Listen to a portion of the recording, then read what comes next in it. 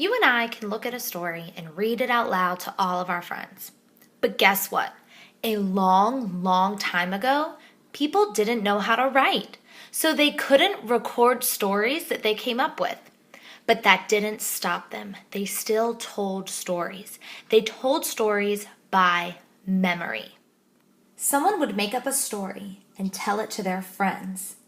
And then those friends would go off and tell the stories to other people. And those other people would tell the story to other people. Before you knew it, everyone had heard the story that first person made up. These stories traveled all over the earth. The stories that they were making up were really special, though. They were all folk tales. Folk tales are a special kind of story. They're usually pretty short, but they're very important. They're important because they teach a lesson.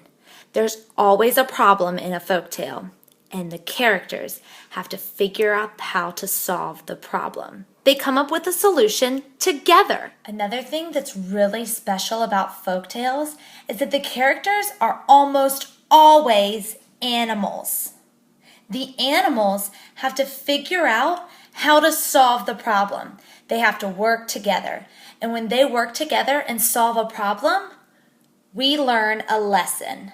The folktales usually teach us something. Folktales are a little different now. They still have characters that are animals. They still teach us something. There's still a problem, and the animals have to work together to figure it out. But we can read them in books now. We know how to write, and authors have written down lots of folktales for us to listen to and share.